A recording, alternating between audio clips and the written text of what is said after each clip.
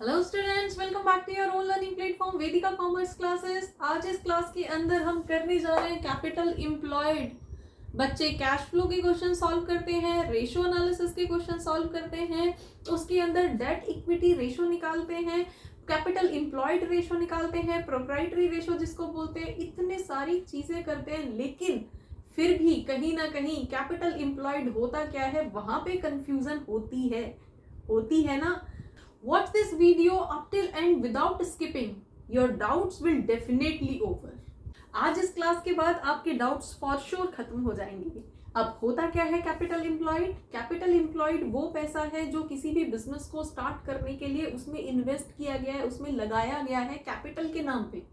ठीक है, अगर हम जॉइंट स्टॉक कंपनी की बात करते हैं, एक नॉर्मल कंपनी की बात करते हैं, तो शेयर्स के थ्रू मंगाया गया है पैसा और वो कैपिटल के नाम पे उस बिजनेस के अंदर खर्च किया गया है। ठीक है, बिजनेस को स्टार्ट करने के लिए कैपिटल तो यही होता है ना।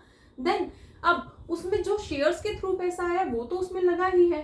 पिछला जो रिजर्व का पैसा था, प्रॉफिट का पैसा था, वो भी कहीं ना कहीं इसी कैपिटल, क्लोजिंग कैपिटल की वैल्यू में ऐड होके इसी में लग चुका है। हमने कुछ लोन लिया है बैंक से या डिबेंचर्स के नाम पे हमने पब्लिक से पैसा मंगाया है, वो सब भी तो इसी में लगा है ना।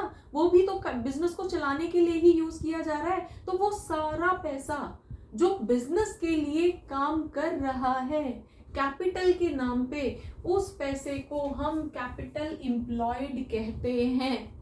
क्लियर हुआ? अब यहाँ पे ये किस किस फॉर्म में होता है? शेयर के नाम पे जो पैसा मंगाया है वो शेयर कोई भी हो सकते हैं, प्रेफरेंस शेयर हो सकते हैं, इक्विटी शेयर हो सकते हैं, कोई भी शेयर हो सकते हैं। ठीक है, देन हमारा जो रिजर्व एंड सरप्लस था वो भी हमारी इक्विटी के अंदर ही कंसीडर किया जाता है, शेयर कैपिटल के अंदर ही कंसीडर किया जाता है reserve and surplus, right. Then debenture के नाम पे हमने पब्लिक से कुछ पैसा मंगाया है, डिबेंचर्स इशू किए हैं, बदले में पैसा जो आया है उसको लॉन्ग टर्म लोन्स के नाम से भी हम इसको जानते हैं। ठीक है, और लॉन्ग टर्म प्रोविजंस जो हमने यहाँ पे किए हुए हैं अपनी लाइबिलिटीज को, अपनी फ्यूचर लाइबिलिटीज को पे ऑफ करने के लिए, वो सब भी हमारे कैपिटल एम्प्लॉयड का ही पार्ट माने जाते हैं। तो फाइनली अगर हम इस को देखते हैं, हमारे पास बैलेंस शीट दी गई है और उसमें ये सारी वैल्यूज दे रखी हैं, तो इन सबको टोटल कर देंगे और हमारे कैपिटल एम्प्लॉयड की वैल्यू निकल जाएगी। मेनली इसी को ही तो हम कैपिटल एम्प्लॉयड कहते हैं। ठीक है, अब पॉइंट क्या आता है, इतना सिंपल तो नहीं है ना, क्योंकि कहीं ना कहीं क्वेश्चन को इस तरह से दिया जाता है कि बच्चे कंफ्यूज हो जाते हैं। तो आज हम इस कैपिटल एम्प्लॉयड को ही निकालना, सॉल्व करना सीखेंगे कि अलग अलग अप्रोचेस से अगर हमें एसेट्स दिए गए हैं तो हम इस वैल्यू को कैसे निकालेंगे, अगर हमें सिर्फ लाइबिलिटीज का टोटल दिया गया है तो हम इस वैल्यू को कैसे निकालेंगे। अलग अलग तरीके से आज इस कैपिटल एम्प्लॉयड को ही समझ लेते हैं।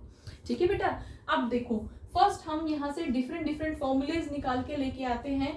हमारे पास फर्स्ट फॉर्मूला क्या हो जाएगा, कैपिटल एम्प्लॉयड होता क्या है, एक तो हमारा शेयर कैपिटल, उसके अंदर हम रिजर्व एंड सरप्लस को प्लस कर देते हैं, देन जो भी हमने डिबेंचर के थ्रू पैसा मंगा रखा है और हमारे जितने भी लॉन्ग टर्म प्रोविजंस हैं उन सबको अगर हम प्लस कर देंगे तो हमारे पास कैपिटल एम्प्लॉयड की वैल्यू स्ट्रेट फॉरवर्ड आ जाएगी और उसके अलावा हमें कुछ भी करने की जरूरत नहीं है। ठीक है, इसको हम लाइबिलिटी अप्रोच भी कहते हैं कि लाइबिलिटी साइड से हमें कुछ कुछ वैल्यूज दी गई, उनके बेस पे हमने निकाल लिया। कई बार क्या होता है, लाइबिलिटी साइड का टोटल दे दिया जाता है और यहाँ से बीच में से कुछ वैल्यू स्किप कर दी जाती है। ठीक है, तो हम कैसे कैलकुलेट करते हैं उस टोटल में से, लाइक हमें ये वाली वैल्यू दे दी गई है टोटल, और उसमें अब ये टोटल किन सब चीजों का, इन्हीं सब का तो है, ये तो लॉन्ग टर्म है ही, बस हमारे पास एक एक्स्ट्रा करंट लाइबिलिटी वाला पॉइंट ही तो है। तो हम करेंगे क्या, हमें मेनली इसकी वैल्यू निकालनी है, हमें यहां तक इसकी वैल्यू निकालनी है। तो इस टोटल में से इस वाले पोर्शन को माइनस कर देते हैं, हटा देते हैं, तो बची हुई सारी वैल्यू तो यही रहेगी ना। ठीक है, तो हमारा सेकेंड फॉर्मूला इसका क्या बन जाएगा, capital employed equals to total of liability, total liability minus total, ठीक है, लॉन्ग टर्म प्लस कर, उसमें से हम अपनी करंट लाइबिलिटीज को माइनस कर देंगे तो भी हमारे पास ये वाला पोर्शन निकल के आ जाएगा, और इसी पोर्शन को ही हम कैपिटल एम्प्लॉयड कहते हैं।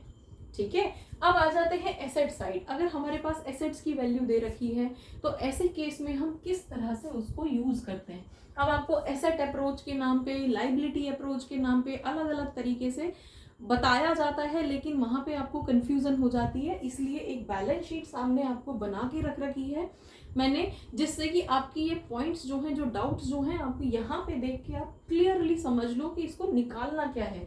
मेनली बेटा हमें बस ये वाला पोर्शन जानना है, ये वाला पोर्शन निकालना है। ठीक है, तो अगर हमें इस साइड का टोटल दे रखा है तो इसको हटा दो, बचा हुआ पोर्शन हमारा कैपिटल एम्प्लॉयड का होगा और इस वैल्यू को हम अपने क्वेश्चन में यूज कर लेंगे।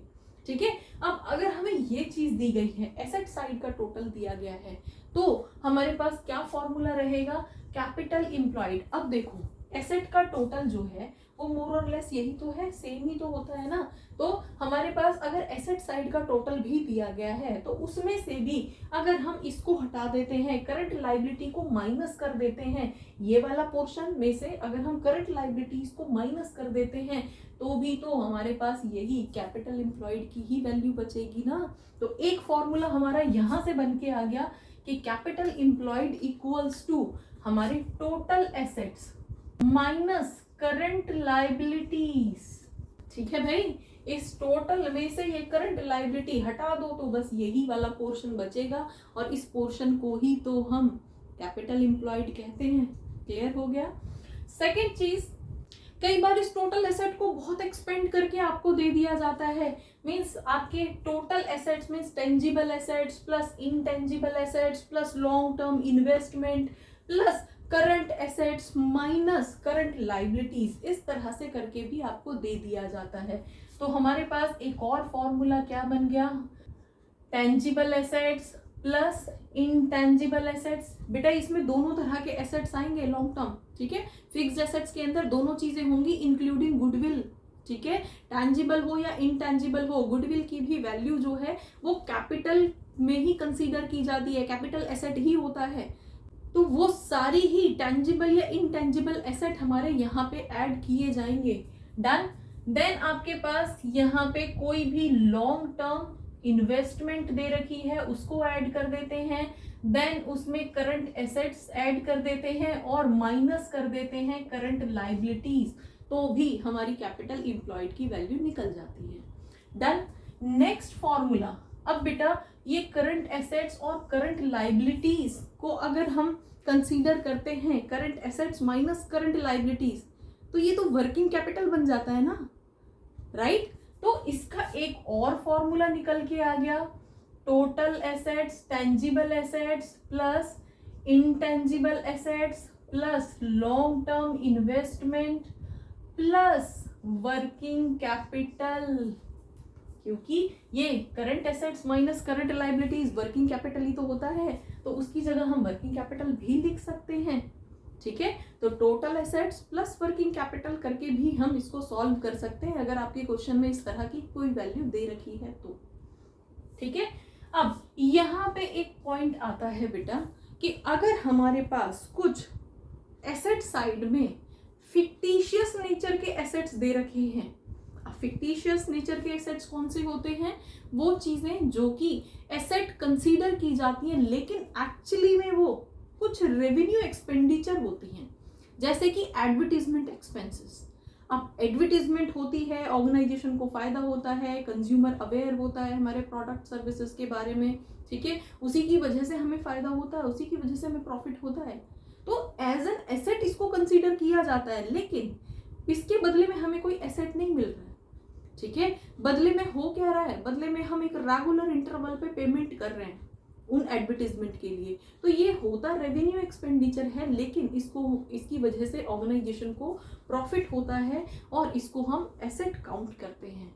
ठीक है, तो अगर इस तरह के एसेट्स वहां पे दिए गए हैं, यहीं पे अगर फिक्टिशियस एसेट आपको दिए गए हैं तो बेटा टोटल एसेट में से उनको वहां से हटाना पड़ेगा। ठीक है, तो हमारे पास यहाँ पे कैपिटल एम्प्लॉयड का फॉर्मूला क्या बन जाएगा, टोटल एसेट, टोटल मतलब ये टोटल, ठीक है, एक्सक्लूडिंग फिक्टिशियस एसेट।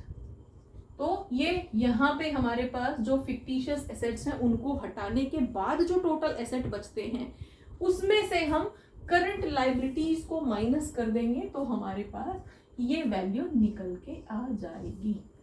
ठीक है, क्लियर।